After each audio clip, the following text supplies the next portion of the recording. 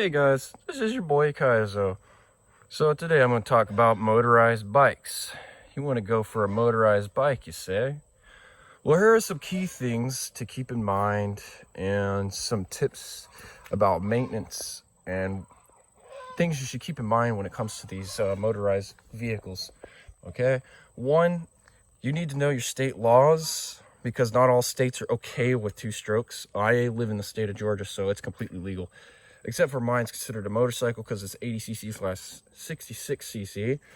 But, I tell them, hey, it's a 49, because I've tried to insure the bike and no insurance will insure it. So that's my problem. So some people, you may face that issue. Keep that in mind. Usually, the cops here don't really care as long as if I'm on the far right and I'm not, going more than 35 and stuff like that. So anyways, you got to keep that in mind. You got to know your state laws. If you're in the state of whatever state you're in, you want to go motorized, please research your law about motorized bicycles before you do that. So that way you don't get in trouble. And you do have to have a license, even if it's a 49cc and smaller, some kind of driver's license. I have a motorcycle license, so I'm good. Now, during break-in period, when you first get these motors and you put the kit together, you need to use 16:1 within the first 100 to 200 miles on the motor. Yeah, it's pretty hard to figure that out. Really, after the engine starts to break and get more pep, you want to go up to 25:1. After a little while, and the more engine gets more power and more free play into it, more, you know what I mean, you get more oomph into the engine, go to 32:1. Do that for about, I'd say about extra 50 more miles to another 100 miles, something like that. Then you go to 36:1 for a little bit, then for about another 50 miles. And then once she's completely broken in, use 40:1 strictly. And most people go, I use 50:1. Don't do that. This motor, because the cheaper quality, they're built in China, you want to use 40:1 for more. Now you might sacrifice your spark plug, foul them out more. So if you want to go for a little bit more protection, I would suggest 32. No, I would really suggest 35:1, 32:1.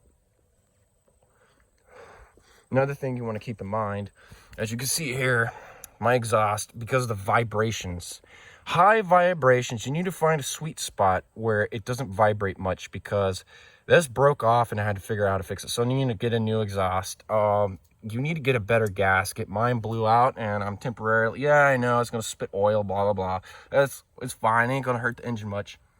I've been keeping an eye on it.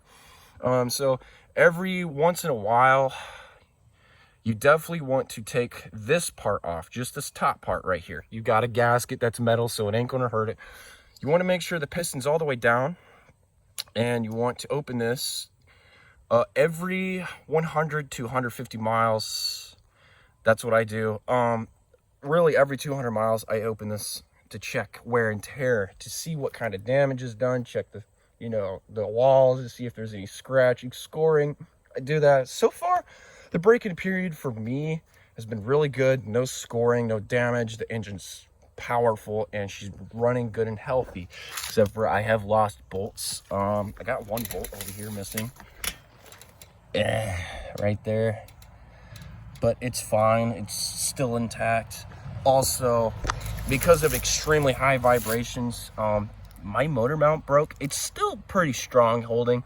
I'm waiting on the new ones, $5. I bought it from bikeberry.com. I got a new motor mount coming, so they're really cheap. They do break, so try to keep, yeah, you want to go faster, but if you're trying to be economical and you want the engine to last as long as you can, you want to keep the RPMs lower. The most common thing that causes these motors to fail is people rev them as high as they can and push the bike as fast as they can get it and run it as like that for a while. And we know that the faster the engine moves, the more wear and tear you get.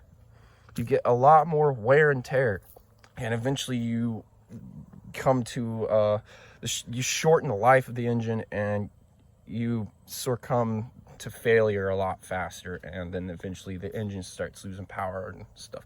So you want to keep it, I suggest around 10,000 to 7,000 RPMs, around there. My guesstimate for my engine. It likes it, the bike likes it, and that's about a consistent 20 to 25 miles per hour.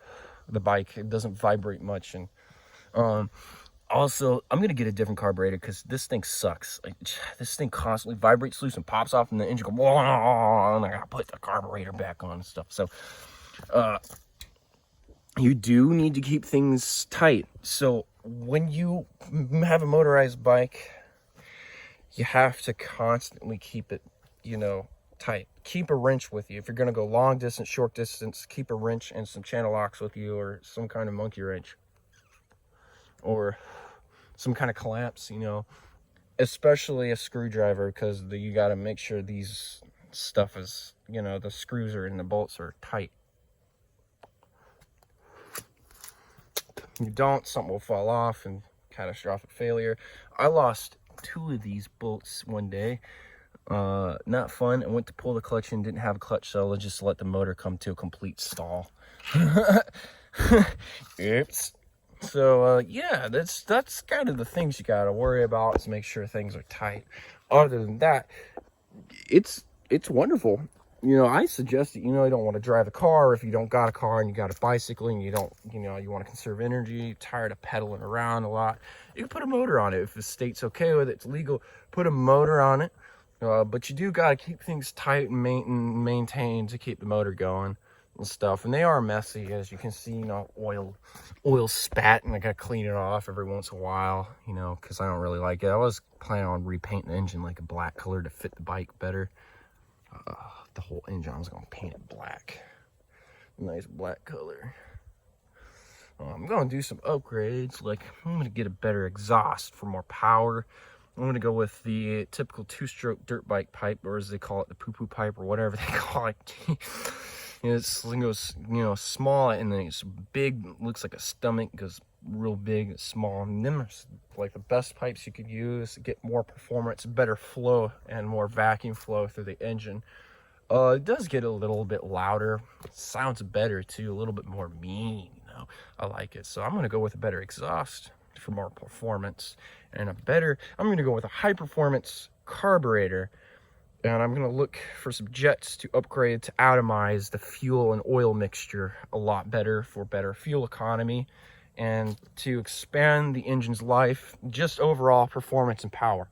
So, plus if I go with a better exhaust system with more of a vacuum flow for better efficiency, which will improve gas mileage significantly, and like I said multiple times, power, you get more power, you get a little bit more low end torque. So that's what I'm thinking about doing, and I can get some more oomph out of the engine, a lot more torque. She'll climb the hills better.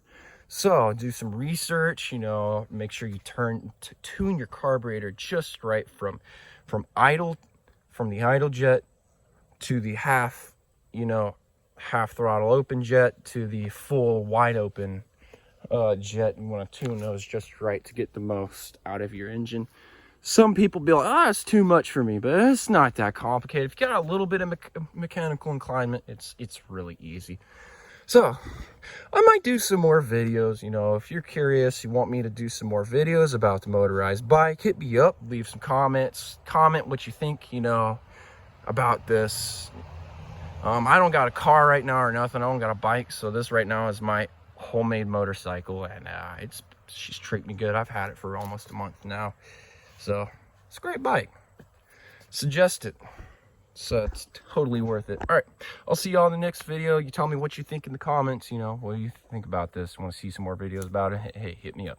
All right, see y'all later.